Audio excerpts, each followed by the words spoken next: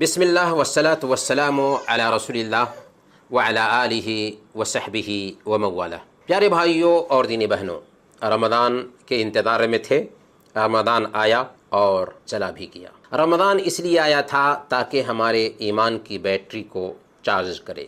عید کی صبح اگر یہ بیٹری کام کرنا بند کر دے تو پھر کیا فائدہ ہوا ایک مہینہ تک ایمان کی بیٹری کو چارج کرنے کا۔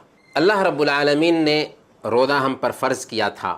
یہ دراصل ایک مہینہ کی ٹریننگ تھی تاکہ ہم وفادار غلام بن سکیں اپنے رب کے۔ اسی کے لیے ٹریننگ دی گئی ایک مہینہ۔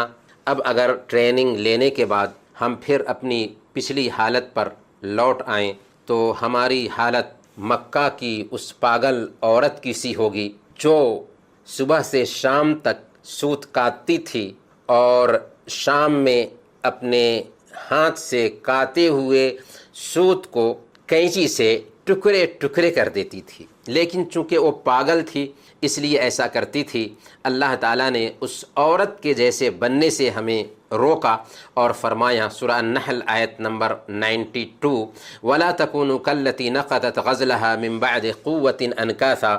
اس عورت کی طرح نہ ہو جاؤ جس نے اپنا سوت مضبوط کاٹنے کے بعد اسے ٹکڑے ٹکڑے کر دیا۔ اس لیے ہم بھی اس پاگل عورت کی طرح نہ بنیں اور نیکیاں کرنے کے بعد برائیاں کر کے اپنی نیکیوں کو برباد نہ کریں۔ سب سے پہلے ہمیں نیکیوں کی توفیق پر اللہ رب العالمین کا شکر ادا کرنا چاہیے کہ اس کی توفیق نہ ہوتی تو ہم کچھ بھی نہ کر سکتے تھے۔ پھر ہم نے جو نیکیاں کی ہیں اللہ رب العالمین سے دعا کرنی چاہیے کہ اللہ تعالیٰ انہیں قبول بھی کر لے۔ اللہ والے رمضان کے لیے 6 مہینہ پہلے سے دعا کرتے تھے اور جب رمضان میں نیکیاں کر لیتے تھے تو اس کے بعد اللہ رب العالمین سے اس بات کے لیے فکر مند ہوتے تھے کہ اللہ تعالیٰ انہیں قبول بھی کر لے۔ پیارے بھائیوں اور دینی بہنوں، رمضان کے بعد ابھی ہمارے دل کی جو کیفیت پائی جاتی ہے ذرا اسے ٹٹولیے اور من سے پوچھئے کہ کیا ہم نہیں چاہتے کہ یہ کیفیت 11 مہینے باقی رہے؟ اس کے لیے کیا کرنا ہوگا؟ دل پر دھیان دینا ہوگا۔ اور دل کا مالک کون ہے؟ دل کا مالک اللہ رب العالمین ہے۔ وہ جیسے چاہتا ہے اسے پھیرتا رہتا ہے۔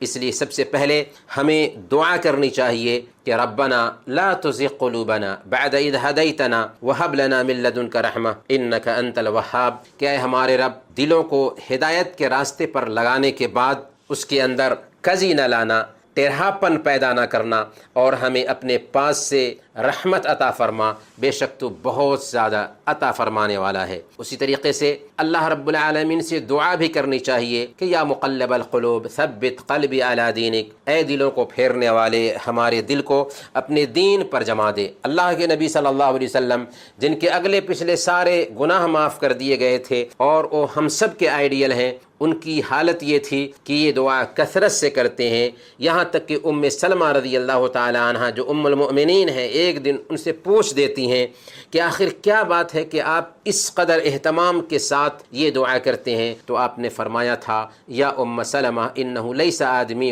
الا وقلبہ بین اصبعین من اصابع اللہ فمن شاء قام ومن شاء زاغ، کہ اے ام سلمہ ہر آدمی کا دل اللہ کی انگلیوں میں سے 2 انگلیوں کے بیچ ہے، وہ جس کو چاہے سیدھا رکھے اور جس کو چاہے ٹیڑھا کر دے۔ اسی طریقے سے ہمیں چاہیے کہ شریعت کے احکام کی تابعداری کریں، نمازوں کی پابندی کریں اور نفلی روزوں کا بھی اہتمام کریں، قرآن کریم کی تلاوت کریں اور اس کے معانی پہ بھی غور کریں۔ عجیب طریقے سے ہمارے اندر ثابت قدمی پیدا ہوگی۔ اللہ تعالی ہمیں اس کی توفیق عطا فرمائے۔ آمین۔ وصلی اللہ علی نبینا محمد وعلی آلہ وصحبہ اجمعین۔